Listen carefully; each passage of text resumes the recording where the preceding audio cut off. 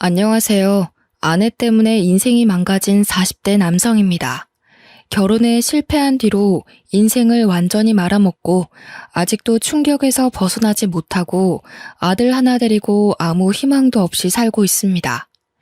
아주 성공한 인생은 아니었지만 순탄하게 살아가던 제가 왜 밑바닥까지 추락하게 되었는지 들어보시면 여러분들도 기가 막히실 겁니다. 제가 아내와 결혼한 뒤에 정말 기가 막힌 경험을 하게 되었습니다. 아내가 저 몰래 다른 남자에게 시집을 가버렸는데요.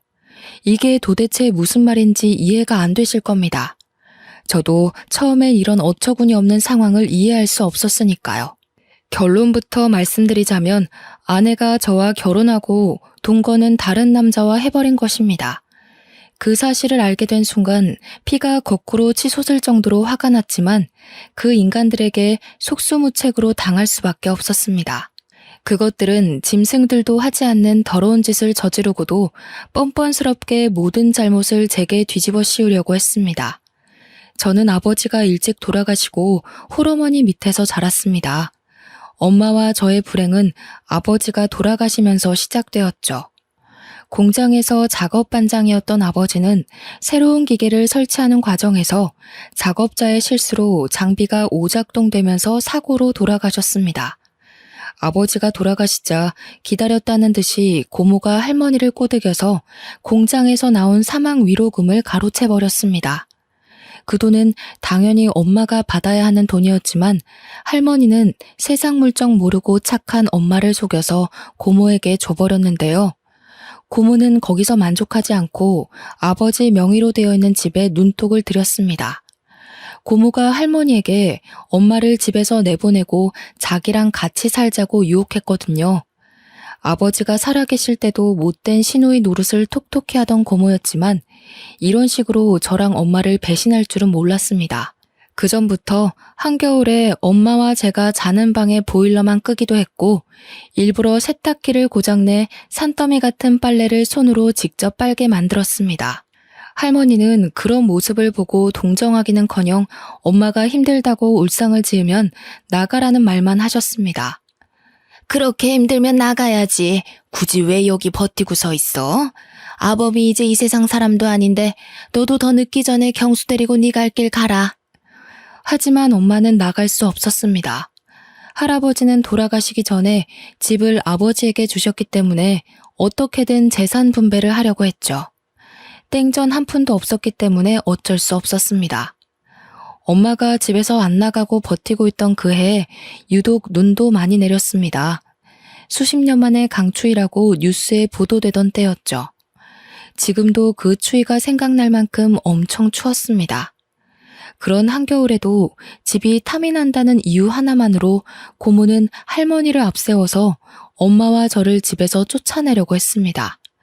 그럴 때마다 엄마가 나서서 애원하듯 말하였는데요. 어머님, 제가 갈 데가 어디 있다고 나가라고 하시는 거예요. 그냥 어머님 모시고 이 집에서 살게 해주세요. 어머님이 하라는 집안일 묵묵히 잘해오고 있잖아요. 엄마는 이 집에서 나가면 당장 살아갈 날들이 막막하다고 할머니에게 애원했지만 할머니와 고모는 돈에 눈이 멀어서 냉정하게 돌아섰습니다. 우리도 힘들어서 그래요. 힘들어서. 내가 돈 벌어와서 겨우 입에 풀칠하고 있는데 끝까지 이럴 거예요?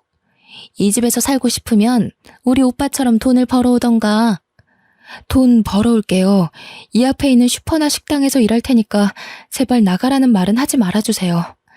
그까지 푼돈 벌어오라는 소리 아니에요. 평생 남자 안 만날 거예요? 엄마가 언니 앞날 생각해서 놓아주려고 하는 건 몰라요? 군말 말고 당장 짐 싸서 나가요. 그때 엄마가 법에 대해서 조금만 지식이 있었다면 할머니와 고모에게 맞대응했을 겁니다. 아버지가 돌아가시자마자 집 명의를 자기 앞으로 돌렸을 텐데 중졸의 전업주부로 살아온 엄마는 세상사에 참 무지했습니다. 그저 할머니와 고모에게 빌면서 애원하다가 한겨울에 거리로 쫓겨나 버리고 말았죠. 당장 갈 곳이 없었던 엄마는 외할머니 집으로 갔습니다. 외갓집은 외할아버지가 몸이 불편한 탓에 형편이 좋지 않아서 다른 거처를 알아봤지만 선택의 여지가 없었습니다. 그때부터 엄마는 저를 키우기 위해 닥치는 대로 일을 하기 시작했는데요. 처음에는 친척의 소개로 아파트에서 청소일을 하시다가 도배 일을 하는 사장님의 도움으로 벽지 도배를 배우게 되었습니다. 엄마는 어린 저를 남부럽지 않게 키우려고 열심히 기술을 배우셨고 1년 뒤에 사장님과 같이 도배 일을 하게 되었죠. 2년에서 3년 차에는 인정받는 도배 기술자가 되어서 사장님께서 조금 도와줄 테니 엄마에게 독립하라는 말씀까지 해주셨습니다. 경수 엄마는 내가 보니까 이제 혼자서 일해도 되겠어. 내가 맡은 구역 떼줄 테니 독립해. 먹고 살 걱정은 없을 거야. 과부 사정은 호라비가 안다는 말처럼 없이 사는 사람들은 서로의 처지를 잘 알아주었습니다. 혼자 애를 키우는 엄마를 위해서 사장님이 자기 구역을 기꺼이 내어주고 도와주었습니다. 그렇게 엄마가 독립한 뒤에 돈을 모아서 전세로 집도 마련했고 경제적으로 어느 정도 자리를 잡게 되었죠. 그런데 제가 중학교에 들어간 5년 뒤에 할머니가 고모에게 쫓겨나서 엄마를 찾아오게 되었습니다. 할머니의 말에 따르면 고모가 몰래 집을 팔아버리고 할머니를 자기 집으로 데리고 가서 식모처럼 부렸다고 하는데요. 집을 판 돈도 나누어 주지 않고 자기 혼자서 독차지하더니 할머니가 돈 이야기를 꺼낼 때마다 고모가 화를 내면서 소리를 질렀다고 합니다. 뭐? 돈을 달라고? 엄마, 지금까지 먹여주고 재워준 것만 해도 얼만데 돈을 달라는 거야. 설마 치매라도 걸렸어? 시끄럽게 돈 타령하지 말고 밥이나 차려줘. 그제서야 할머니는 자기밖에 모르는 표독스러운 고모에게 속아서 이용당했다는 사실을 깨달았습니다. 게다가 고모부는 알코올 중독 기질이 있어서 매일 술에 취해 난동을 피워서 집안이 하루도 조용할 날이 없었을 겁니다. 고모와 고모부는 매일 서로 욕을 하면서 싸웠고 가재 도구들도 부서졌거든요. 그날도 고모가 고모부에게 얻어맞았는지 분을 참지 못하고 할머니에게 손찌검까지 했다고 합니다. 고모의 폭력이 날이 갈수록 심해져서 할머니는 그 집에서 더 있다가는 죽을 수도 있겠다는 생각이 들었다고 하죠. 그 길로 도망을 치듯이 빠져나와서 엄마를 찾아왔다고 하는데요.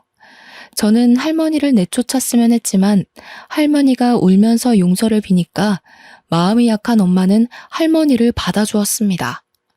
그렇게 불편한 동거를 몇 년 동안 지속하다가 제가 고등학교를 졸업할 무렵에 할머니가 세상을 떠나셨어요. 엄마는 고모에게 장례식에 오라고 연락을 했지만 고모는 전부 다 무시했습니다. 그래서 저희는 할머니가 돌아가신 뒤로 고모와의 인연을 완전히 끊어버렸어요. 몇 년이 지나 대학에서 경영학을 전공하게 된 저는 전자제품에 들어가는 부품을 만드는 작은 중소기업에서 일하게 되었습니다. 처음에는 영업팀에 발령이 나서 근무를 시작했는데요. 저희 회사 부품을 납품하는 거래처를 관리하는 일이 주 업무였습니다. 사람을 상대하는 일이다 보니 술자리가 아주 잦았죠. 그런데 저는 술을 전혀 마시지 못했습니다.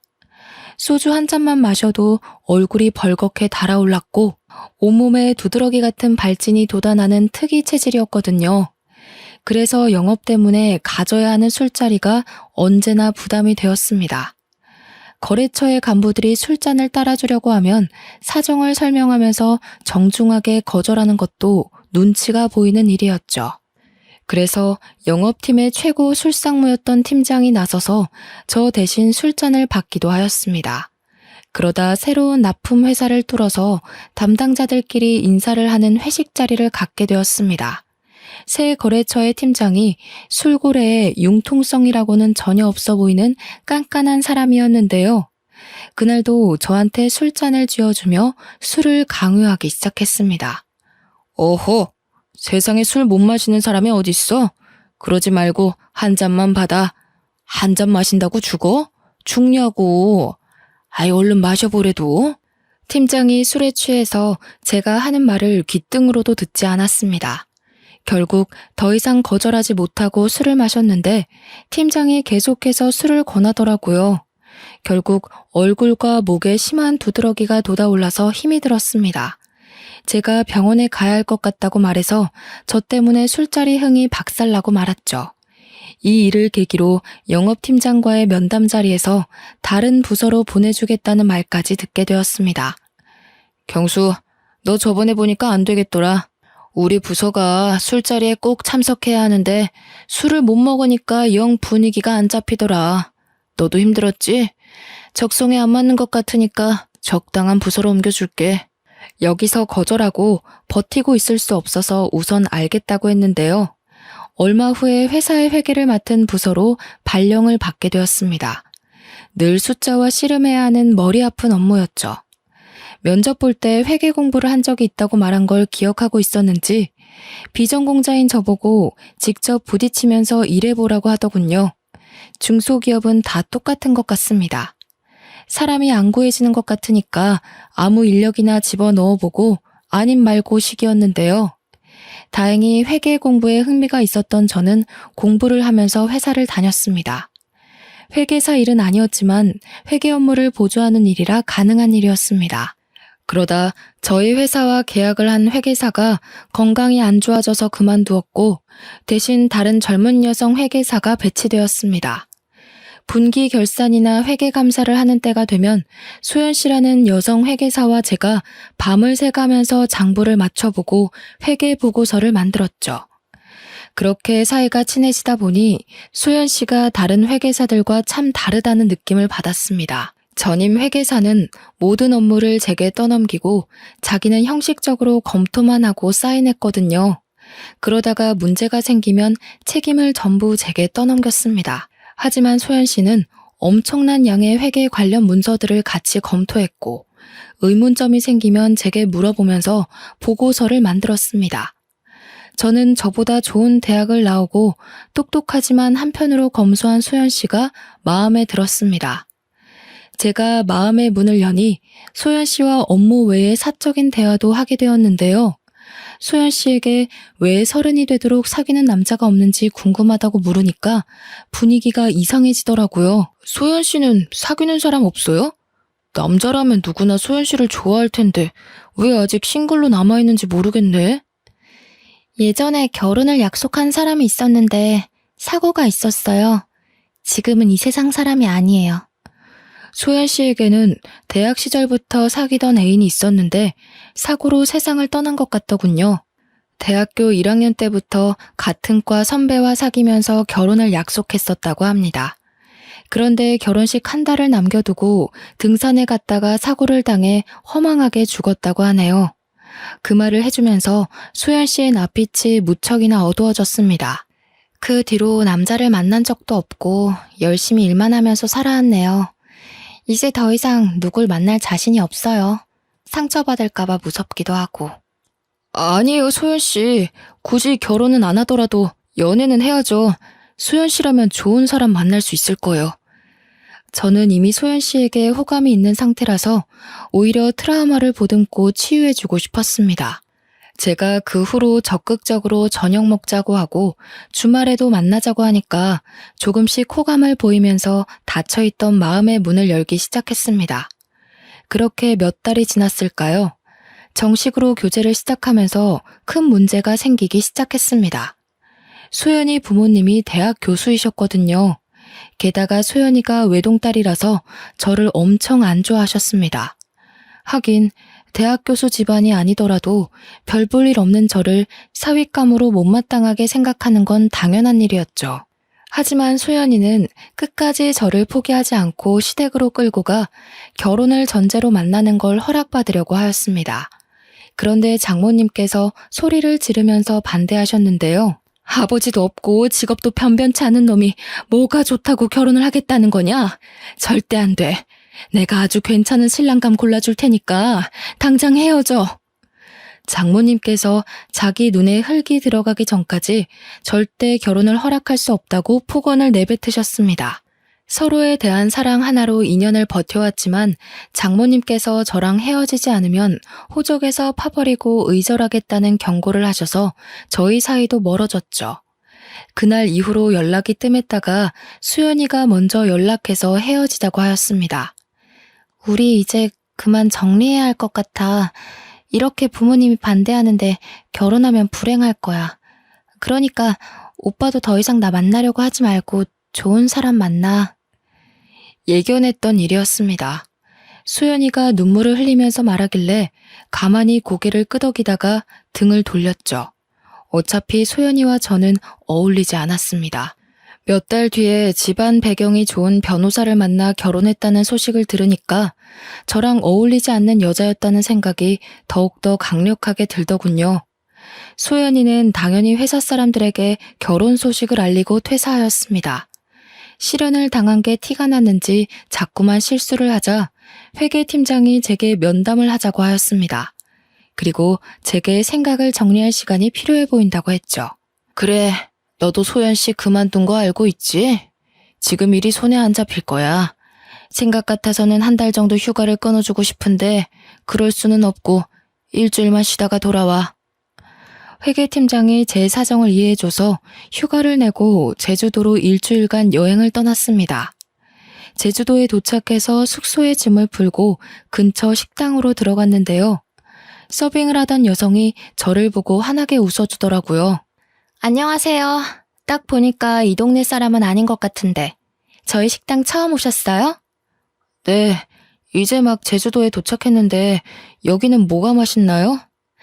전부 다 맛있지만 흑돼지 백반이 최고 인기 메뉴예요. 그걸로 드릴까요? 네, 그걸로 주세요. 서빙을 하던 여성이 추천해주던 대로 제주도 흑돼지 백반을 시켰는데 양이 정말 푸짐하고 맛도 좋더라고요. 고기가 입에서 살살 녹았고 감칠맛이 났습니다. 다음에도 또 오고 싶다는 생각을 하고 있는데 서빙을 하던 여성이 갑자기 말을 걸어왔죠. 혼자서 여행 오셨나 봐요? 네, 머리 좀 식히려고 혼자 왔어요. 얼마나 계시다 갈 건가요? 일주일 정도 머물 겁니다. 여행 계획은 잡으셨어요? 아니요, 그냥 아무 생각 없이 훌쩍 떠난 거라 계획은 없어요. 그럼 제가 가이드 해드릴까요? 예?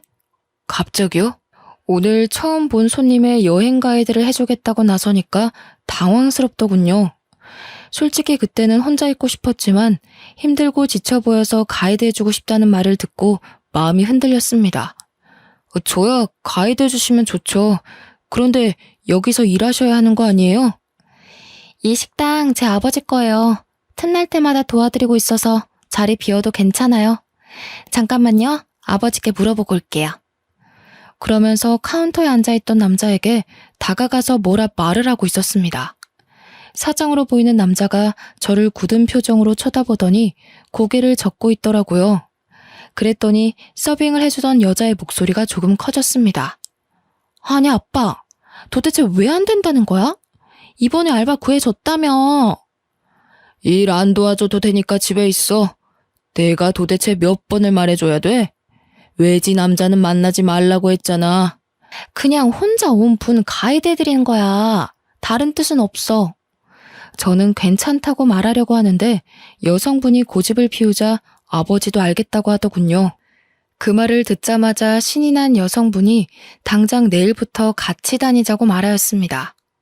숙소가 어디예요? 내일 아침에 제가 차 가지고 갈게요. 이렇게까지 좋아하다니 이 여자가 저한테 호감이 있는 건 아닐까 하는 생각이 들었습니다. 저는 여성분 이름도 모른 채 내일 만날 약속을 잡게 되었습니다. 다음날 아침이 돼서야 여성분이 승혜라는 이름을 알려주었습니다. 저보다 어려서 그런지 참 활발하고 적극적인 여성이었습니다. 승혜가 일주일간의 여행 일정을 대신 짜주었거든요. 원래는 아무 계획도 없이 바닷가를 찾아가서 하염없이 멍이나 때리다가 올라갈 생각이었는데 승혜 덕분에 연예인 못지않은 빡빡한 일정 속에서 움직이게 되었죠. 저는 제주 토박이인 승혜를 따라 유명 관광지를 다니게 되었어요.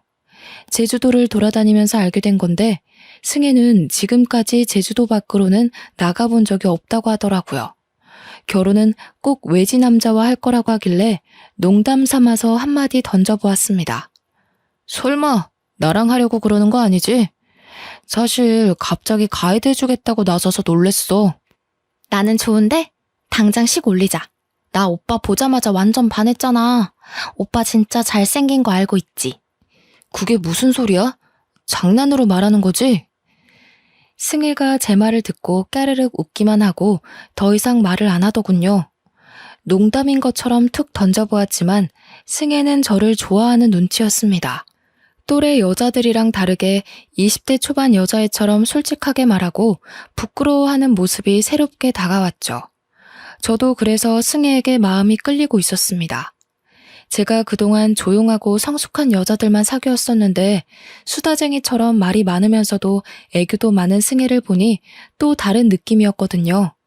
그렇게 저희들은 같이 여행을 다니다가 자연스럽게 서울에서도 계속 연락하자는 말을 나누었습니다. 고백만 안 했지 연인처럼 손도 잡고 질투도 하는 사이가 된 거죠. 오빠, 이제 경기도 올라가는 거야? 나도 2달 뒤 오빠 보러 갈게. 그때 나 모른 척하면 가만 안 둔다. 내가 그럴 리 있겠어. 너만 기다리고 있을게. 꼭 와야 해. 이렇게 서로 만나자는 약속을 하고 여행을 마치고 일상으로 돌아갔습니다. 2달 뒤에 진짜로 승혜가 와서 같이 서울로 나들이를 갔는데요. 내년에 30이 되는 나이인데도 승혜는 서울을 처음 와본다고 했습니다. 그래서 이번에는 제가 승혜의 여행 가이드가 되어주었죠. 승혜가 가고 싶다는 백화점에 들려서 쇼핑도 하고 놀이동산에서 즐겁게 놀다가 명동과 번화가 구경을 했습니다.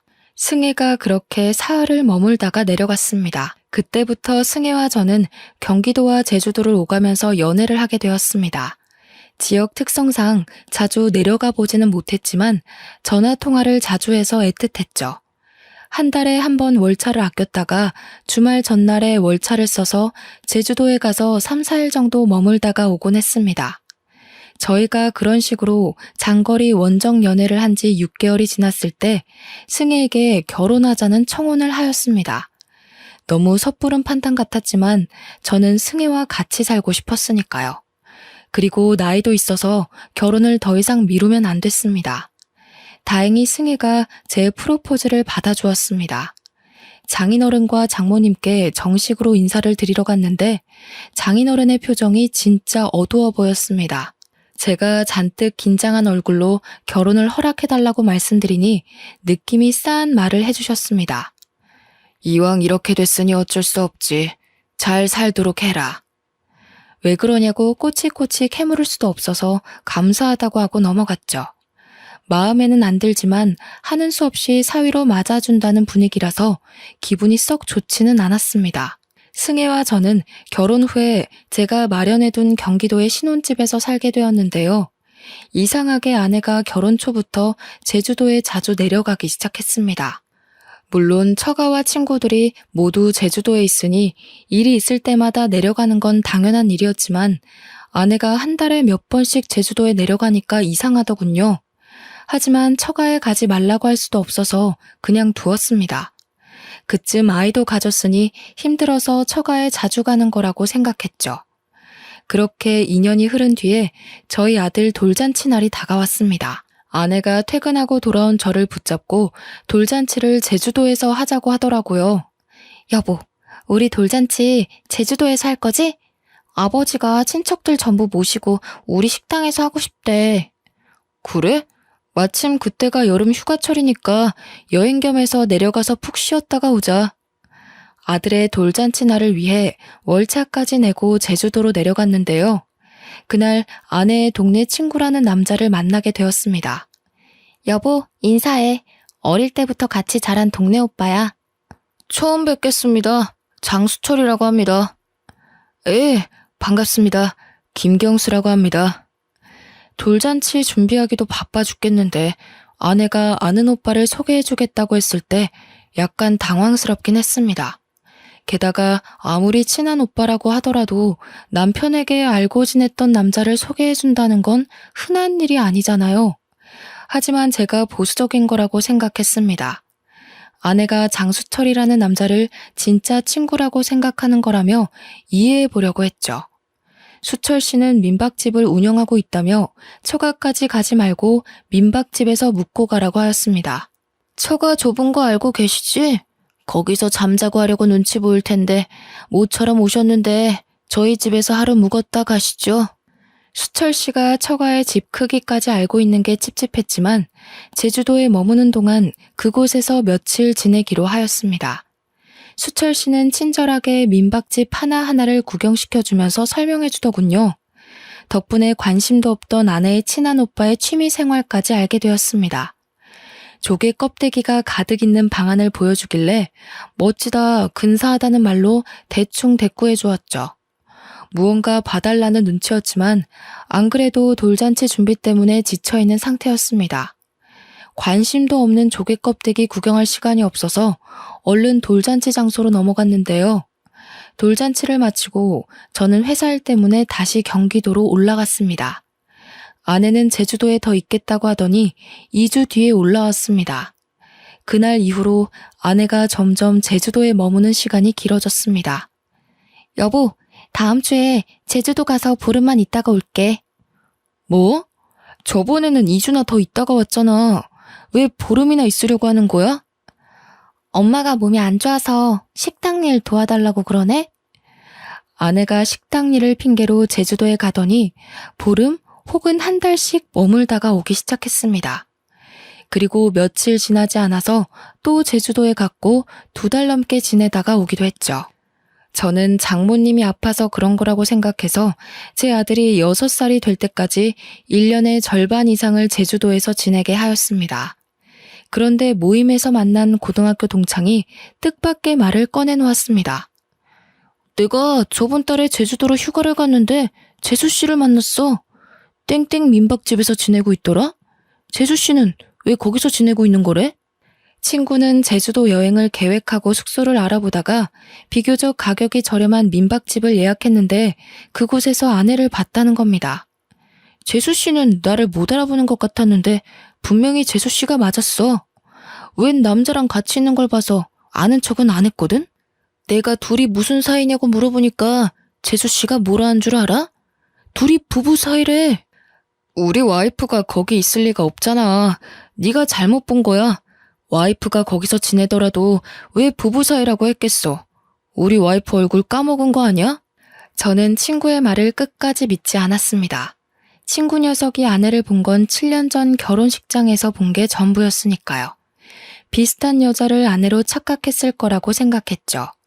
그런데 동창 녀석이 저를 붙들고 확인해보라고 난리를 피웠습니다. 야, 네가 맨날 프로필 사진 가족 사진으로 해놓는데 내가 그걸 모르겠냐? 내가 눈썰미 하나는 끝내주니까 한번 확인만 해봐라. 내가 걱정돼서 그래. 저는 미친 소리 하지 말라고 딱 잡아떼기는 했지만 신경이 쓰이긴 하였습니다. 아내한테 어떻게 말해야 할까 고민하는 사이 제주도에 있던 아내와 아들이 경기도로 돌아왔습니다. 그리고 혹시나 하는 마음에 짐들을 뒤져보았는데요. 제주도에서 몇 주 머물다 돌아온 아들의 주머니에서 의외의 물건을 발견해서 아내가 뭔가 감추고 있다는 확신이 들었습니다. 그래서 제가 아들에게 주머니 속에 든 조개 껍데기가 뭔지 물어보았죠. 아들, 이거 제주도에서 주워온 거야? 누가 준 건 아니고? 누가 준 건 아니고 민박집 아저씨 집에서 가지고 왔어. 민박집 아저씨? 설마 그 장수철 아저씨? 아들 녀석이 맞다고 고개를 끄덕이길래 조개 껍데기를 자세하게 들여다보았습니다. 아니나 다를까 조개 껍데기에는 아내의 이름이 선명하게 새겨져 있더군요. 그때 장수철이 운영하고 있는 민박집 방안이 떠올랐습니다. 자기가 특별한 취미를 가지고 있다며 조개 껍데기를 보여주었거든요. 그때는 조개 껍데기가 너무 많고 관심도 없어서 대충 칭찬만 해주고 나온 기억이 있습니다. 그런데 이런 조개 껍데기를 떡하니 두고 저한테 구경을 시켜주었다니 아주 저를 농락한 셈이었죠. 그래서 저는 둘의 사이는 보통 사이가 아닐 거라고 생각했습니다. 저는 아들에게 제주도에서 어떻게 지내왔는지 자세하게 물어보았는데요. 아들의 입에서 충격적인 말이 나와서 지금도 잊을 수가 없습니다. 제주도 가면 항상 그 아저씨 집에서 지냈어. 나는 맨날 딴 방에서 잤고 엄마는 맨날 그 아저씨랑 자는 것 같던데? 아들의 말을 듣는 순간 하마터면 욕설을 내뱉을 뻔했습니다. 민박집을 하고 있는 그놈은 아내와 친한 오빠가 아니라 내연남이었던 거죠. 아내는 제주도에 살고 있는 내연남을 만나기 위해 거짓말을 하고 제주도에 갔던 것입니다. 그것도 아들을 데리고 장수철이 지내고 있는 민박집에서 동거를 했다는 사실을 알고 분노가 치밀어 올랐습니다. 당연히 아내에게 가서 왜 이런 짓을 저질렀냐고 따졌는데요. 아내가 처음에는 무슨 말도 안 되는 소리를 하냐며 아니라고 펄쩍 뛰었습니다. 그랬더니 아들놈이 고개를 갸웃거리며 진실을 이야기해 주더군요. 엄마, 왜 거짓말을 해? 그 아저씨 민박집 아니면 안 된다고 했잖아. 내가 할아버지 집에 가자고 해도 아저씨 집에 가서 사랑한다고 뽀뽀도 하는 거 봤어. 엄마가 나한테 아빠도 사랑하고 아저씨도 사랑한다고 해놓고 거짓말하면 안 돼. 아들의 말을 듣고 저는 화가 치밀어 올라 얼굴이 빨개졌고 아내의 얼굴에서는 핏기가 사라져가고 있었습니다. 저는 아들에게 방에 들어가 있으라고 한 다음에 아내의 뺨을 후려갈겼죠. 네가 진짜 제정신이야? 애를 데리고 다니면서 바람을 피워? 어떻게 자식이 보는 앞에서 그런 더러운 짓을 해? 네가 그러고도 인간이야? 아니, 그렇다고 뺨을 때려? 당신 미쳤어? 정우한테도 이런 식으로 알아냈지? 정우가 말할 애가 아닌데 이상하게 당신한테 다 말했더라. 설마 정우 때렸어? 너야말로 머리가 어떻게 된 거 아니니? 내가 정우를 때렸겠어? 정우가 당신 바람 피는 거 보고 정 떨어져서 나한테 털어놓은 거겠지. 우리 정우가 그럴 리 없어. 당신이 자꾸 때리니까 거짓말까지 한 거겠지. 나 정우 앞에서 떳떳해. 당신이 나한테 이럴 자격 없다고. 뭐? 그러면 상간남 소송이랑 이혼 소송 둘 다 시작해봐? 네가 그렇게 떳떳하면 판사님한테 물어보자. 누가 더 떳떳하나? 그래, 그렇게 하자. 증거도 없는데 무슨 수로 소송을 해? 당신 진짜 또라이 아니야? 또라이? 그래, 또라이가 뭔지 보여줄게. 비켜, 비키라고. 당신이 잘못할 때까지, 털어놓을 때까지 다 거덜낼 거야. 제가 난동을 피우면서 집안 살림을 하나씩 부수기 시작하니까 그제서야 아내가 제 바짓가랑이를 붙잡으며 울음을 터뜨렸습니다. 여보, 잘못했어. 그만해. 그만하라고. 나도 어쩔 수가 없었어. 아버지가 반대하는 바람에. 제가 추궁하니까 아내는 모든 걸 체념하고 왜 이런 말도 안 되는 짓을 저질렀는지 털어놓더군요. 장인어른이 아내를 제주도 밖으로 못 나가게 하고 집착해서였다고 합니다. 아내는 섬이 답답하고 싫어서 육지로 나가고 싶다고 하자 장인이 바로 반대했죠. 승혜, 네가 육지로 나가버리면 이 식당은 누가 운영하니? 뻘소리 하지 말고 넌 수철이랑 결혼해서 식당 물려받을 생각이나 해라. 아빠, 난 누가 뭐라 해도 서울로 갈 거야.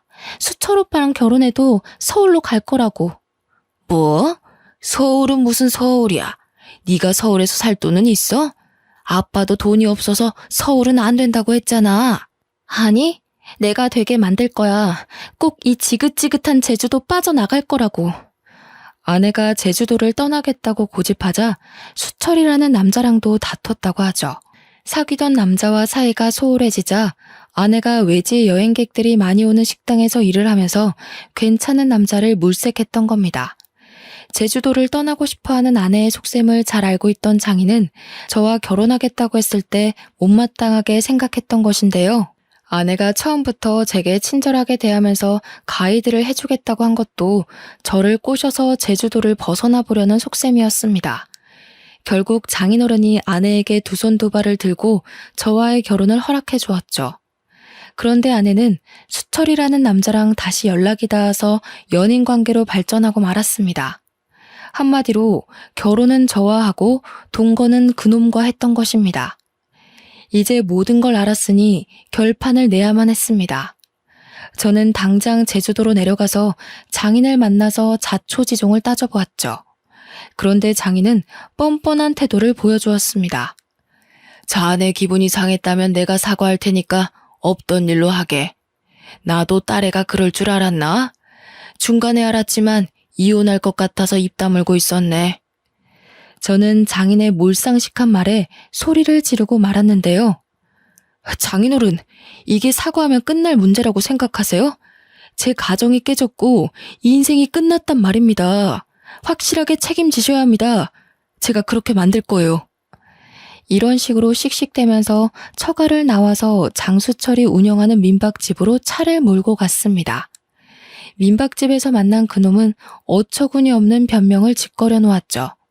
승혜를 너무 사랑해서 제 곁에 두고 싶어서 그랬어요. 정말 죄송합니다. 먼저 연락해서 승혜를 흔들어 놓은 제 잘못입니다. 제발 용서해 주세요. 뭐 어쩌고 저째? 사과하면 다야? 무릎 꿇고 싹싹 빌어도 절대 용서 못해. 네가 내 인생 망친 것처럼 나도 네 인생 망가뜨릴 거라고. 두고 봐. 내가 바로 송장 보낼 테니까 딱 기다리고 있으라고. 이제 더 이상 안 만나겠습니다. 연락 끊고 조용히 살겠습니다. 사과하고 안 만나겠다는데 도대체 왜 그러십니까? 예? 그놈도 장인어른과 마찬가지로 그냥 사과만 하면 끝날 거라는 착각을 하고 있었습니다. 말이 안 통하는 인간들에게는 법대로 하는 수밖에 없죠. 그래서 아내를 상대로 이혼 소송을 했고 그놈에게도 소송을 통해서 불륜의 책임을 물게 했습니다. 처가 쪽은 위자료와 아들의 양육비를 감당하기 위해서 전 재산인 식당을 처분해야 했고 장수철 그놈은 민박집 문을 닫았는데요. 소송을 하고 나서 혹시나 하는 마음에 아들 녀석의 친자 검사를 했습니다.